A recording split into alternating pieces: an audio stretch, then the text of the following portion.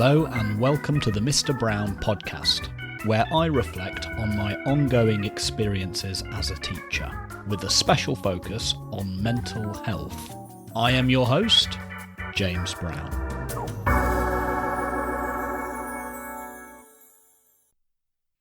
Salutations.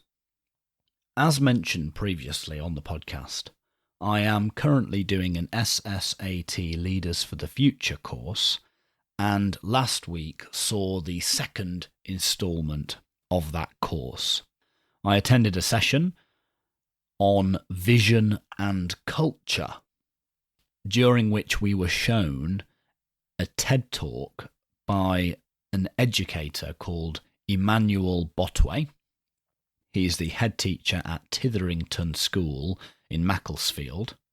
And the title of the talk was How to Change a Community with One Simple Question.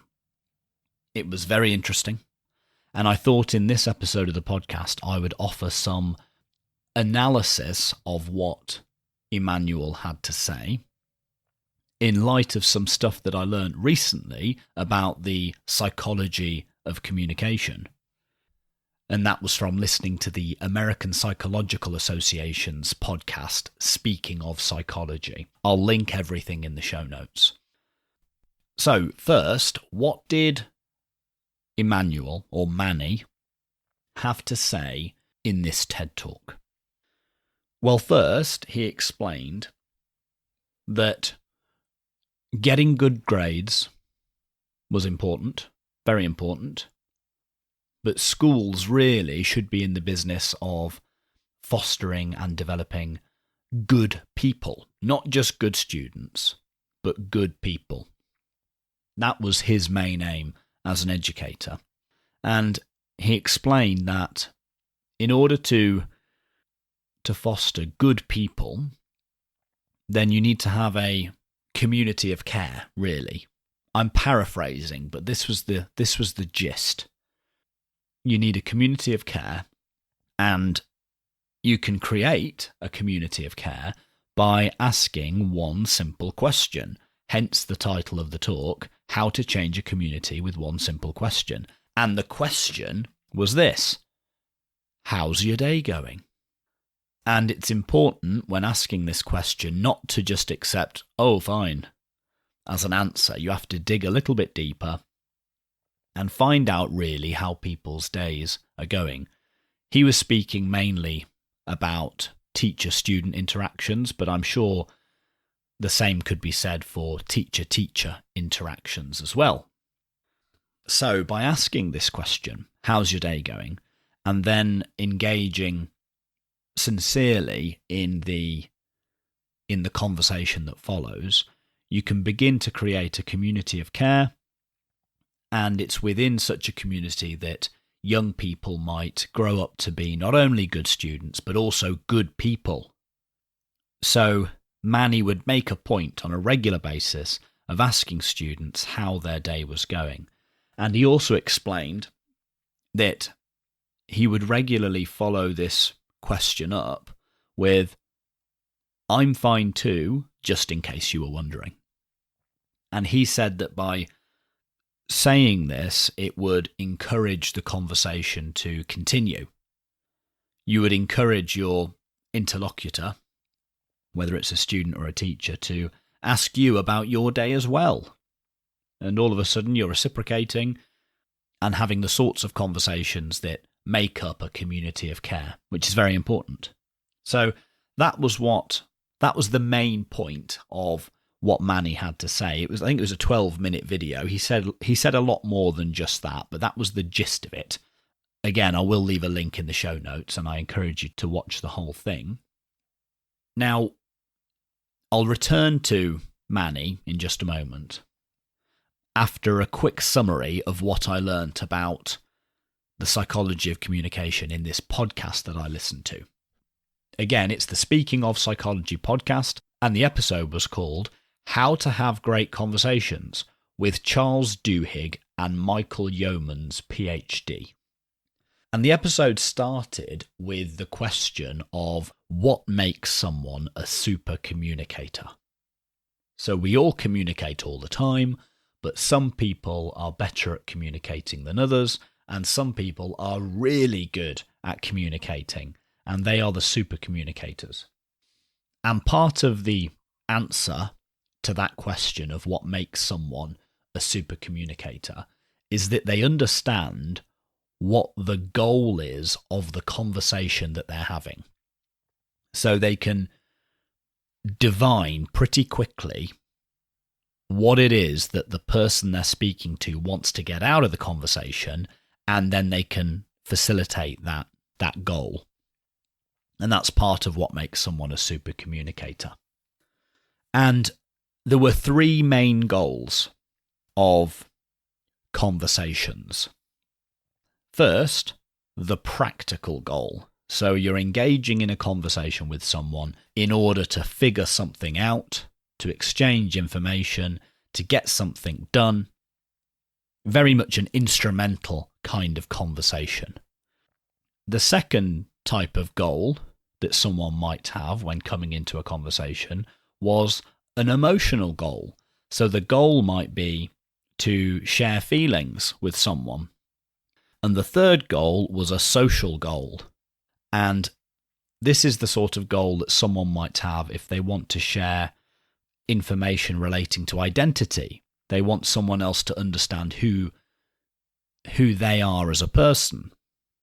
So we've got these three goals: practical, figuring something out; emotional, sharing feelings; and social, which has to do with sharing one another's identities.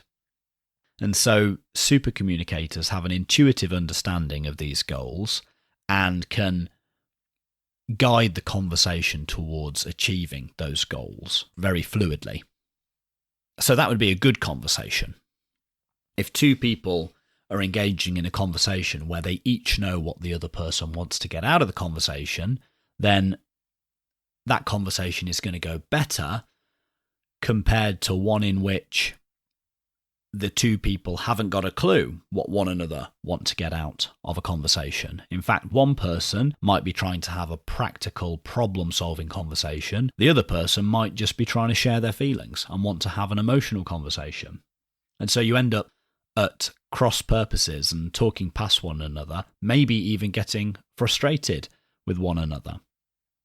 And so if you want your conversations to improve, it can be good, they suggested in this podcast, it can be good to announce at the start what it is you want to get from the conversation, or perhaps listen a little more closely at the start of a conversation and think carefully about what it is the person wants to get out of that conversation so that you can facilitate it. Or you could even ask them. You could ask them what they want to get out of the conversation as well, because at least then you're on the same page. You're not going to be at cross purposes. Also in this podcast, they spoke about rapport building and some strategies that you can use in order to build rapport quickly with people. First, of course, it's very important to listen when having conversations. Follow-up questions matter.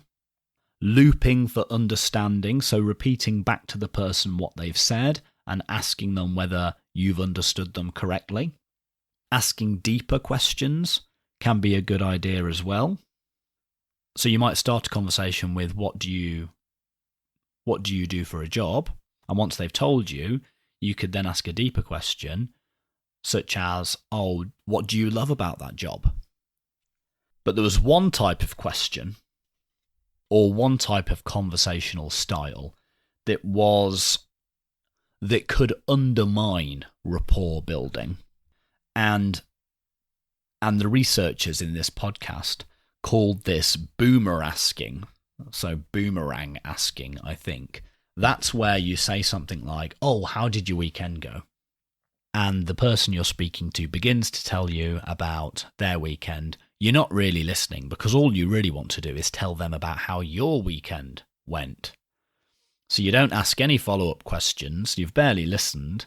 You might even cut them off towards the end in order to tell them about how your weekend went, because that's really what you wanted to do. That's the information you wanted to share. You weren't really that interested in how their weekend went. So that was called boomerasking, and that could undermine conversations and rapport building. So again, that was a very quick summary of that episode. I'd recommend listening to the whole thing. Now, how does this bear on what Emmanuel Botwe said in his TED Talk? So he said that if we want young people to grow up to be not only good students, but also good people, then we need to create a community of care. And one way to do that is to ask students sincerely how their day is going.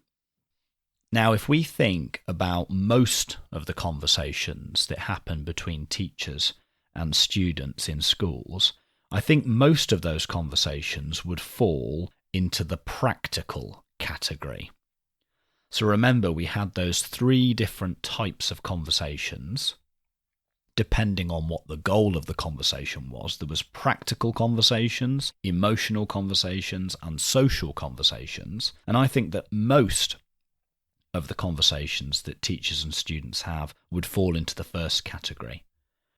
Teachers and students talk to one another in order to figure something out, or to exchange information that would allow one or the other of them to figure something out. So they're very instrumental conversations, most of the conversations that happen in schools. However, Manny here, in this video, in his TED Talk, is recommending that we ask students how their day is going. And we ask the question sincerely. We don't just accept, oh, it's going fine, as an answer. We dig a little bit deeper in order to find out a little bit more about them. And this sort of conversation certainly doesn't fall into the practical category. It's more likely to fall into one of the other 2 categories. And in fact, it's probably a mixture of the 2. So by asking a student, or indeed anyone, how their day's going and meaning it, asking it sincerely, you're inviting them to have an emotional conversation or a social conversation. You're inviting them to share their feelings or even their identity, to find out a little bit more about them. And so if you think about this from the student's perspective, when they're surrounded on all sides by practical conversations, with teachers anyway, when most of the conversations that they're having with teachers are practical, often by necessity, when a teacher stops to ask them how their day is going and invites them to instead have an emotional or social conversation, that could be a real breath of fresh air. And I think it would make them feel cared for. Because I think a community of care, which Manny in his TED Talk is very concerned with, a community of care is built on emotional and social conversations rather than purely practical conversations. So I agree with him here, and this research seems to agree with him too. When you invite students to have those emotional or social conversations, you're going to make them feel cared for. And if you do that often enough, you're going to create a community of care. And it's within such a community that young people might grow up to be not only good students, but also good people. However, I do want to disagree with him on one point. He said that during these conversations, perhaps when the conversation has started to peter out, he said that he would say to the student, "Oh, I'm fine too, in case you were wondering." And he said that he would do this in order to encourage the conversation to continue. However, this sounds an awful lot like boomerasking to me. It sounds, or it could make students feel, that you've only asked them how their day is going so that they, in turn, might ask you how your day is going. Maybe it's only your day that you really want to speak about. You're not that bothered about how the student's day is going. And if you remember, this sort of boomerasking can be interpreted as insincere, according to the research, and can undermine rapport building. So instead of saying, "I'm fine too," just in case you were wondering, and risking doing this boomerasking thing, which could undermine the conversation or come across as insincere, instead of doing all that, it would be better, according to the research, to listen, ask follow-up questions, and even ask deep follow-up questions. So you might ask a student how their day is going. They could say, "Oh, fine, I just had history." And you could ask a follow-up deep question, something along the lines of, "Oh, do you love history?" Which again invites them to share something emotional or something relating to their identity. That could help deepen the conversation rather than risk undermining it. So there you go. That's what I wanted to talk about today. If you have any thoughts or questions, don't hesitate to reach out and let me know. And we will talk again soon. Before that, I should do my usual Patreon plea. So this episode took around 2 hours to produce, and I aim to produce a couple of episodes a month. If you think that work is worth at least the price of a coffee, so £2 to £3 once a month, then please consider signing up on Patreon and helping me cover the cost of producing the podcast. It doesn't cost a lot, but any contribution would be greatly appreciated. And if you sign up on Patreon, you'll get exclusive early access to unedited videos of my recording sessions. So if that's the sort of thing you'd like to see, then that's an additional incentive to go and sign up on the Patreon. Thank you very much, and we will talk again soon.